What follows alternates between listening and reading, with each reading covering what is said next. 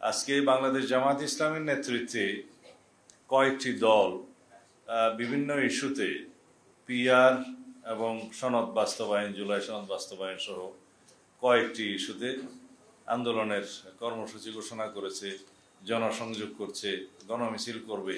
এটা রাজনৈতিক চর্চা, এটা গণতান্ত্রিক চর্চা। এই চর্চা করার জন্যই তো আমরা আন্দোলন সংগ্রাম করে এই অধিকার আদায় করেছি। এটাকে আমি স্বাগত জানাই। যদি মানুষ গ্রহণ করে, তারা তাদের নির্বাচন ইশতেহারে তাদের এই সমস্ত দাবি উল্লেখ করে আসন্ন নির্বাচনে অংশগ্রহণ করে জনরায় যদি তাদের পক্ষে যায়, তখন তারা তাদের ইশতেহার অনুযায়ী সেটা বাস্তবায়ন করবে। এখানে তো জবরদস্তির কিছু নেই। আমরা আমাদের 31 দফা বাস্তবায়নের জন্য জনগণের ঘরে ঘরে, আমরা বাংলাদেশের ঘরে ঘরে আমাদের সেই সংস্কার প্রস্তাব প্রেরণ করেছি। আজকে এই 31 দফা বাংলাদেশের রাজনৈতিক অঙ্গনে একটি রাজনীতির মহাকাব্যে পরিণত হয়েছে। আমরা এটাও ঘোষণা করেছি যে বাংলাদেশ সংস্কারের মধ্য দিয়ে গিয়েছে, সেটা বিএনপির হাত ধরে গিয়েছে। গণতান্ত্রিক সংস্কার হয়েছে, সাংবিধানিক সংস্কার হয়েছে, উন্নয়নমুখী সংস্কার হয়েছে, নারীদের অংশগ্রহণের বিভিন্ন ক্ষেত্রে নারীর ক্ষমতায়নের জন্য যে সংস্কার হয়েছে, এসব কিছুই বিএনপির রাজনৈতিক সংস্কারের ইতিহাস, সরকারের সময় গণতান্ত্রিক সংস্কারের ইতিহাস, সাংবিধানিক সংস্কারের ইতিহাস, বহুদলীয় রাজনীতি প্রবর্তনের ইতিহাস। সুতরাং এই সংস্কারগুলো চলমান প্রক্রিয়া। সংস্কার শুরু হয়, সংস্কার কখনো শেষ হয় না, এবং সংস্কার ততদিন চলবে যতদিন মানব সভ্যতা বিরাজ করবে, যতদিন বাংলাদেশের স্বাধীনতা সার্বভৌমত্ব থাকবে, যতদিন বাংলাদেশের ইতিহাস ঐতিহ্য জনগণ থাকবে। সংস্কারের মধ্য দিয়েই সভ্যতা যায়। সুতরাং কেউ যদি মনে করে এই সংস্কার এখানেই শেষ এবং এই সংস্কার বাস্তবায়নের মধ্য দিয়ে আর কোনো সংস্কার করতে হবে না, সেটা তাদের ভ্রান্ত ধারণা। যারা আজকে পিআর করছে, তাদের উদ্দেশ্যে শুধু বলি, যে কয়টা রাজনৈতিক দল নিয়ে আপনারা মাঠে এই সমস্ত বক্তব্য দিচ্ছেন, তারা কারা এবং তাদের সাথে আপনারা যে আন্দোলন করছেন, প্রকাশ করুন তাদের 2024 সালের 7 জানুয়ারিতে কি ভূমিকা ছিল।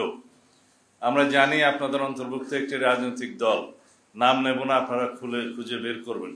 তারা জানুয়ারির 7 এই যে আমিডামি নির্বাচনে 2024 সালের 7 জানুয়ারিতে অংশগ্রহণ করেছে। তারা আপনাদের দোসর হয় কিভাবে আন্দোলনে?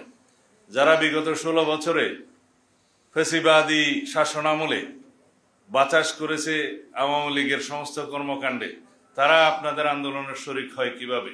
তারা বাংলাদেশের মানুষ তাদের মুখোশ চিনে, মুখোশ উন্মোচন করেছে। আমরা মনে করি জনগণকে বিভ্রান্ত করার জন্য আপনারা কোনো আন্দোলন করার সঠিক হবে না বাংলাদেশের এই গণতান্ত্রিক আবহের মধ্যে। আমরা চাই সবাই ফ্যাসিবাদ বিরোধী জাতীয় ঐক্য অটুট থাকুক। আমরা সবাই চাওয়া উচিত ফ্যাসিবাদ বিরোধী জাতীয় ঐক্যকে আমরা সমুন্নত রেখে এটাকে শক্তিতে পরিণত করে চিরতরের জন্য ফ্যাসিবাদী শক্তিকে আমরা নির্বাসনে দেই।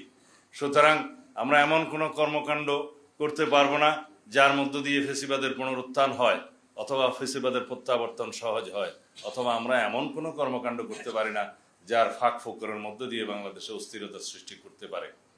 পিআর মানে আমি অনেক সময় বলেছি, এটা পার্মানেন্ট রেস্টলেসনেস। এটা স্থায়ীভাবে অস্থিরতা সৃষ্টি করে, অস্থিতিশীলতা সৃষ্টি করে রাষ্ট্রে। পৃথিবীর যে সমস্ত দেশে এটা এক্সপেরিমেন্ট হয়েছে, সেই সমস্ত দেশের নজির আপনারা খুব দেখুন। আপনারা খুব সম্প্রতি দেখবেন নেপালের রাজনৈতিক পরিস্থিতি, সেখানেও পিআর বিদ্যমান। কখনো স্থায়ী সরকার ব্যবস্থা থাকে না, স্থিতিশীল সরকার ব্যবস্থা থাকে না। 2 মাস, 6 মাস, 5 মাস, 1 বছর পরে সেই সমস্ত জায়গায় খালি প্রধানমন্ত্রী চেঞ্জ হয়, সরকার চেঞ্জ হয়, কোনো জনপ্রত্যাশা বাস্তবায়ন করা সম্ভব হয় না, কোনো দলের রাজনৈতিক অঙ্গীকার বাস্তবায়ন সম্ভব হয় না, জনগণের কল্যাণে কোনো কিছুই বাস্তবায়ন করা সম্ভব হয় না। একটা অস্থিতিশীল অস্থির পরিবেশের মধ্য দিয়ে বাংলাদেশকে আমরা যেতে দিতে চাই না, যেখানে সিম্পল মেজরিটি অথবা মেজরিটির ভিত্তিতে কোনো দল এবং জোট সরকার গঠন করতে পারে না, সেই রকম একটা ব্যবস্থাকে আমরা আহ্বান জানাতে পারি না। যে দেশের মানুষ সর্বশেষ জরিপ অনুযায়ী 56% মানুষ পিআর পদ্ধতি কি তাই বুঝে না, সেই জায়গায় 70% লোক নাকি পিআর চায়, সেই পরিসংখ্যান তো আমরা মানতে পারি না। এরকম বিভ্রান্তকর তথ্য দিয়ে বাংলাদেশের মানুষকে ভুল বোঝানো বা বিভ্রান্তি সৃষ্টি করা অনুচিত হবে। যে সমস্ত রাজনৈতিক দল নিজস্ব রাজনৈতিক স্বার্থে, জাতীয় স্বার্থকে জলাঞ্জলি দিচ্ছে, দেশের স্বার্থকে, জনগণের স্বার্থকে জলাঞ্জলি দিচ্ছে হীন রাজনৈতিক উদ্দেশ্যে, তাদেরকে বলবো আপনারা বাংলাদেশের জনগণের স্বার্থে সঠিক রাস্তায় ফেরত আসুন। জনগণকে বিভ্রান্ত করবেন না। আপনারা কি জানেন এই পিআর পদ্ধতিতে কোনো স্বতন্ত্র প্রার্থীর কোনো জায়গা আছে? আপনারা যে কেউ যদি কোনো নির্বাচনী এলাকার মধ্যে কেউ একজন স্বতন্ত্র প্রার্থী হিসেবে দাঁড়াতে চান, তার জন্য এই পিআর পদ্ধতিতে তো কোনো খানা নাই। তারা কি নির্বাচনে অংশগ্রহণ করার জন্য সাংবিধানিক অধিকার রাখে না? আপনারা পিআর পদ্ধতি মানে সিম্পল যদি বলেন মার্কাতে ভোট দিবে, কে সংসদ সদস্য নির্বাচিত হবে সেই এলাকার মানুষ জানবে না, সেই নির্বাচনী এলাকার মানুষের কোনো অধিকার থাকবে না, তারা যাকে পছন্দ করে ভোট দিবে সে নির্বাচিত হবে। নির্বাচন করবে কে? মার্কাতে ভোট পড়বে, নির্বাচিত হবেন যিনি, তিনি কেবল দলের কেন্দ্রীয় নেতৃত্ব কর্তৃক নির্বাচিত হবেন।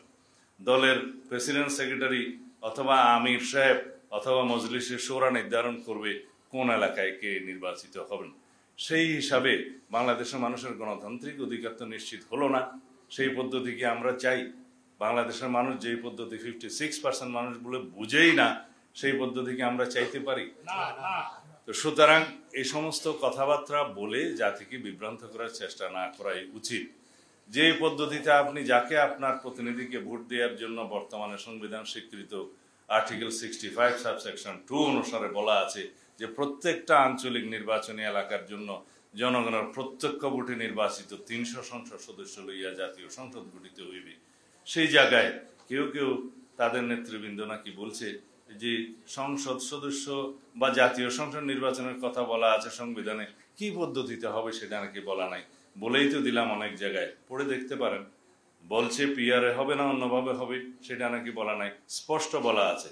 আর তাছাড়া কেউ যদি পিআর পদ্ধতি চায়, তারা স্বাধীনভাবে তাদের নির্বাচনী ইশতেহারে সেটা প্রকাশ করুক, জনগণের কাছে যাক। জনগণ যদি তাদের ইশতেহারের পক্ষে ভোট দেয়, তখন তারা সেটা বাস্তবায়ন করবে। আমরা স্পষ্টই দেখতে পাচ্ছি বাংলাদেশের রাজনীতির ময়দানে এবং নির্বাচনে অস্থিরতা সৃষ্টি করার জন্য, বাংলাদেশের আগামী জাতীয় সংসদ নির্বাচনকে বিলম্বিত করার জন্য এবং পারতপক্ষে বানচাল করার জন্য যে শক্তি কাজ করছে, তার পক্ষেই এই রাজনৈতিক দলটি কাজ করছে বলে আমাদের সন্দেহ। কারণ বাংলাদেশে যদি নির্বাচন বিলম্বিত হয়, তাহলে ফেসিবাদের উৎপাত হবে আবার, ফেসিবাদের উৎপত্তি হবে আবার, এবং পতিত ফেসিবাদ সুযোগ পাবে আবার। সুতরাং সেটাকে আমরা চাইতে পারি? অবশ্যই না। বাংলাদেশে যদি নির্বাচন বানচাল হয়, তাহলে অগণতান্ত্রিক শক্তির উত্থান হবে অবশ্যম্ভাবীভাবে। সেটা কি আমরা চাই? যদি না চাই, এত রক্তের বিনিময়ে গণতান্ত্রিক অধিকার ফিরে পাওয়ার জন্য আমরা গণ অভ্যুত্থান করেছি, আমাদের সেই অধিকার যেন আমরা বাস্তবায়ন করি। বাংলাদেশের সামনের দিনে যে জন্য আমরা গত 16 বছর আন্দোলন সংগ্রাম করেছি, যে অধিকার ফিরে পাওয়ার জন্য, ভোটের অধিকার ফিরে পাওয়ার জন্য, সেই অধিকার প্রয়োগের জন্য বাংলাদেশের জনগণ আমরা সবাই উন্মুখ হয়ে আছি। এই অধিকার প্রয়োগের মধ্য দিয়েই বাংলাদেশের গণতান্ত্রিক যাত্রা কার্যকরভাবে শুরু করবে। এই অধিকার বাস্তবায়নের মধ্য দিয়েই, এই ভোটাধিকার প্রয়োগের মধ্য দিয়েই বাংলাদেশের জনগণ স্বাধীনভাবে আগামীতে একটি রাজনৈতিক সরকারকে ক্ষমতায়ন করবে। যারাই পার্লামেন্টে যাবে তাদের দায়বদ্ধতা থাকবে, এবং আগামী দিনে যে সমস্ত সংস্কার কর্মসূচিতে আমরা বাস্তবায়নের জন্য জাতীয় ঐক্যমত্য কমিশনে একমত হচ্ছি, সেগুলো বাস্তবায়নের জন্য তারা দায়বদ্ধ থাকবে, প্রতিশ্রুতিবদ্ধ থাকবে। এখন কথা উঠছে যে এই সনদ বাস্তবায়নের ভিত্তিতেই নাকি আগামী নির্বাচন অনুষ্ঠিত হতে হবে। অবশ্যই যে সমস্ত প্রতিশ্রুতিসমূহ জাতীয় ঐক্যমত্য কমিশনের মাধ্যমে সবাই মিলে ঐক্যমত্য হয়েছে, সেগুলো বাস্তবায়িত হয়েই যাচ্ছে। শুধুমাত্র সংবিধানের অংশটুকু, যে অংশটুকু বাস্তবায়নের জন্য পরবর্তী পার্লামেন্টের প্রয়োজন এবং সংবিধান সংশোধনের নির্ধারিত প্রক্রিয়া প্রয়োজন, সেই অংশগুলোতে প্রতিশ্রুতি বাস্তবায়নের জন্য পরবর্তী জাতীয় সংসদকেই দায়িত্ব দিতে হবে। এটা হচ্ছে আমাদের বক্তব্য। কেউ কেউ বলছে এই দাবি এখনই বাস্তবায়ন করতে হবে কনস্টিটিউশনাল অর্ডারের মধ্য দিয়ে। এখানে সুস্পষ্ট বক্তব্য হচ্ছে, কনস্টিটিউশনাল অর্ডার কে জারি করবে, কে বাংলাদেশের জনগণ কাকে ক্ষমতা দিয়েছে, সেটা কোন ফোরামে জাতীয় সংসদ ছাড়া এই সংসদ পরিবর্তন করা যায়। সেজন্য আসুন, আমি আহ্বান জানিয়েছি, সুপ্রিম কোর্টের একটা মতামত নেই যে এই সরকারের সেই সংবিধান পরিবর্তনের ক্ষমতা আছে কিনা, অন্য কোনো প্রক্রিয়ায় অন্য কোনো কর্তৃপক্ষ, জাতীয় ঐক্যমত্য কমিশন বা কোনো রাজনৈতিক দল সেই সংবিধান পরিবর্তনের ক্ষমতা রাখে কিনা। এই সংবিধান যদি পরিবর্তন হয় কোনো একটা নির্বাহী অথবা কনস্টিটিউশন অর্ডারের মধ্য দিয়ে, তাহলে দুইটা কনস্টিটিউশন বিরাজমান হবে। বিচার বিভাগ কোন কনস্টিটিউশন মানবে, কোন পদ্ধতিতে বিচার হবে, যে কোনো জনগণ তার সাংবিধানিক অধিকার আছে আদালতে যে জিজ্ঞেস করার যে আমার ব্যক্তিগত এবং সম্পত্তি এবং জানের বিভিন্ন ক্ষয়ক্ষতি হওয়ার সম্ভাবনা আছে বিভিন্ন ইস্যুতে, সুতরাং আমি এই সংবিধান কোনটা মানব, কিভাবে পরিবর্তিত হলো, আপনারা এই রিট আমি দায়ের করলাম, যে কোনো জনগণ বলতে পারে সেই রিটের প্রেক্ষিতে সুপ্রিম কোর্ট বা হাইকোর্ট কি বলবে। আমরা সেই প্রশ্নে বলেছিলাম যে 106-এ আসুন যে পদ্ধতিতে আমরা সুপ্রিম কোর্টের মতামত চাইতে পারি, অ্যাডভাইজারি রুল দেওয়ার ক্ষমতা আছে, সেখানে যাই। আমরা সুপ্রিম কোর্টের মতামত নেই যে কোনো প্রক্রিয়া আছে কিনা বৈধ, যে প্রক্রিয়ায় এই সাংবিধানিক আদেশ জারি করা যায়, কিন্তু তাতে আমরা একটি দলের অনীহা দেখলাম। আমরা যখনই একটা বৈধ প্রক্রিয়ার কথা বলি তখন তারা বলে জনগণের অভিপ্রায় এখানে চূড়ান্ত। হ্যাঁ, জনগণের অভিপ্রায় চূড়ান্ত, জনগণের অভিপ্রায় প্রকাশিত হয়েছে গণ অভ্যুত্থানের মধ্য দিয়ে, সেই অভিপ্রায়ের মধ্য দিয়ে এই সরকার প্রতিষ্ঠিত হয়েছে, সঠিক, কিন্তু এই অভিপ্রায়কে বাস্তবায়নের জন্য তো আমাদেরকে সুপ্রিম কোর্টের দ্বারস্থ হতে হয়েছে, আর্টিকেল 106-এর দ্বারস্থ হতে হয়েছে। আমরা সুপ্রিম কোর্টের মতামতের ভিত্তিতে এই অন্তর্বর্তীকালীন সরকারের গঠন দেখেছি, উপদেষ্টাদের শপথ দেখেছি, আমরা সেটাকে বৈধ প্রক্রিয়া মনে করি। কেউ কেউ বলতে পারে তার মধ্য দিয়ে তো এই সংবিধানের কিছু কিছু ধারা অ্যাব্রোগেটেড হয়েছে। হ্যাঁ, হয়েছে, কিছু কিছু ধারা অ্যাব্রোগেটেড হতে পারে, সেই জন্যই তো 106-এর মতামত নেওয়া হয়েছে। যখন সুপ্রিম কোর্ট বলল রাষ্ট্রপতিকে যে 106 অনুসারে আপনারা অন্তর্বর্তীকালীন সরকারের প্রধান উপদেষ্টা এবং অন্যান্য উপদেষ্টাদের শপথ গ্রহণ করাতে পারেন, সেখানে এই বৈধতাটা দেয়া আছে। সুতরাং যারা বলছে অ্যাব্রোগেটেড হয়েছে, সেই অ্যাব্রোগেটেড পোর্শনটা এখানেই কভার করা আছে। হ্যাঁ, যদি এখনো প্রয়োজন হয়, জাতির প্রয়োজনে, যদি জরুরি প্রয়োজনে সংবিধানের কোনো বিষয়ে ভায়োলেট করার বা এখনই কার্যকর করার প্রয়োজন হতে পারে, সেই বিষয়েও আমরা সুপ্রিম কোর্টের মতামত নিতে পারি। যে কোনো একটা আইনানুগ, বৈধ এবং সাংবিধানিক প্রক্রিয়া ছাড়া বাংলাদেশের সংবিধানকে পরিবর্তন করার কোনো অধিকার আমাদের কারো নেই।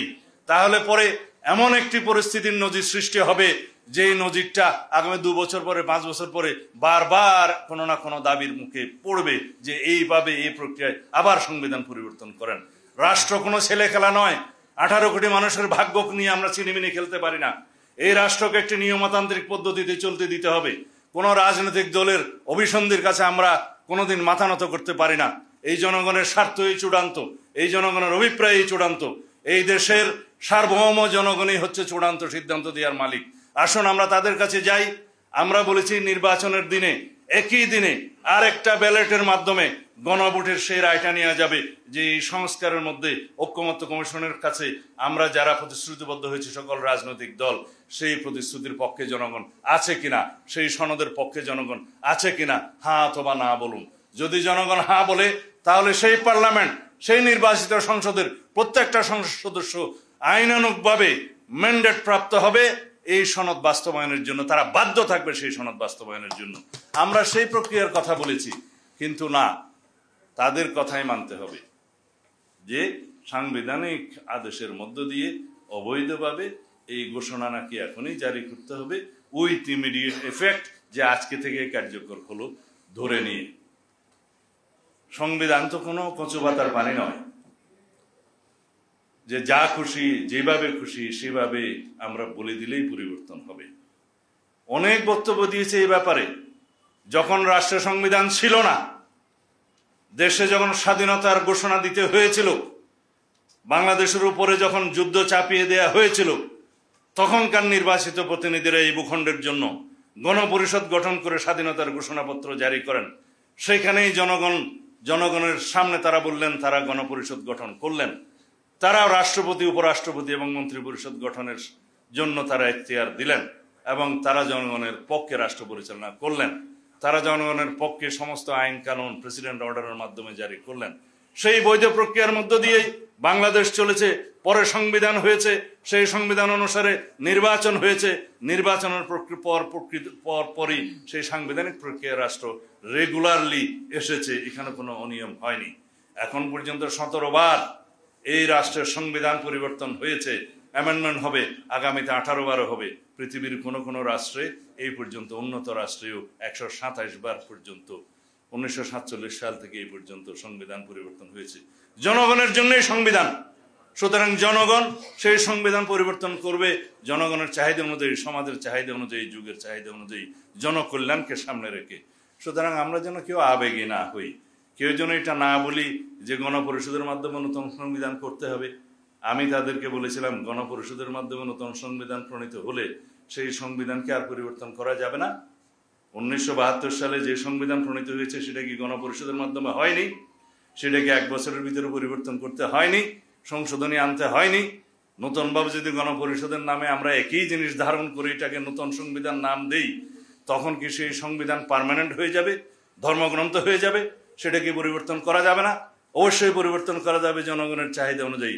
সুতরাং আসুন নতুন সংবিধান বলি বা সংশোধিত সংবিধান বলি, গণপরিষদের মাধ্যমে বলি বা জাতীয় সংসদের মাধ্যমে বলি, ঘটনা তো একই। আমরা একটা কথাই বলি যে তাল ধপ করিয়া পড়িল নাকি পড়িয়া ধপ করিল, কথা তো একখানি। এই যে জনগণ ঐক্যমত্যে আসলো, সেই রাজনৈতিক দলগুলো ঐক্যমতে আসলো সংবিধানের কিছু বিষয় সংশোধনের জন্য, মৌলিক সংবিধান সংশোধনের জন্য, সেগুলো যেই প্রক্রিয়াই গ্রহণ করা হবে সেই প্রক্রিয়াটা একটা সাংবিধানিক বৈধ এবং আইনানিক প্রক্রিয়ার মাধ্যমেই হতে হবে। এটাই হচ্ছে আমাদের বক্তব্য। আমরা সেই আলোচনাতে আসি এবং এই আলোচনা আবার 5 তারিখে ডেকেছে। আমরা আশা করি সাংবিধানিক অংশগুলো যেগুলো সংশোধনের জন্য সবাই একমত হয়েছে with some note of dissent, সেই বিষয়গুলো একটা বৈধ আইনানুগ এবং সাংবিধানিক প্রক্রিয়ায় আমরা গ্রহণ করতে পারবো, সেই আশাবাদ আমি এখনো ব্যক্ত করি। সুতরাং গণতান্ত্রিক চর্চার মধ্যে আছি। আমরা তর্ক করব, বিতর্ক করব, বহুমত পোষণ করব, আবার জাতির স্বার্থে জাতীয় ইস্যুতে আমরা ঐক্যমত পোষণ করব। এটাই গণতান্ত্রিক যাত্রা। সুতরাং যারা যে সমস্ত দাবিতে আন্দোলন করছে তাদেরকেও আমি স্বাগত জানাই। সেই অধিকার, সেই চর্চা, সেই রাজনৈতিক সংস্কৃতি আমরা চালু রাখি, যার জন্য আমরা রক্ত দিয়েছি, জীবন দিয়েছি এই গণতান্ত্রিক অধিকারের জন্য। বলা হয়ে থাকে আপনারা আমার বিরোধিতা করবেন, কোন রাজনৈতিক দল বিরোধিতা করবে, এক রাজনৈতিক দল আর এক রাজনৈতিক দলের বিরুদ্ধে কথা বলবে, সেটা বলতে পারে, কিন্তু সেই বিরুদ্ধে কথা বলার অধিকার বজায় রাখার জন্য আমরা জীবন দেব। এটাই হচ্ছে গণতন্ত্র, গণতন্ত্রের ভাষা। সুতরাং আমরা সেই চর্চার মধ্যে থাকি এবং পরিশেষে এমনভাবে আমরা জাতীয় ঐক্যমত্যে আসবো জাতীয় ইস্যুতে, যাতে জনগণ বিজয়ী হয়, এদেশের মানুষ বিজয়ী হয় এবং আমরা সকল রাজনৈতিক দল জনগণের কাছে পরাজিত হব। ধন্যবাদ সবাইকে।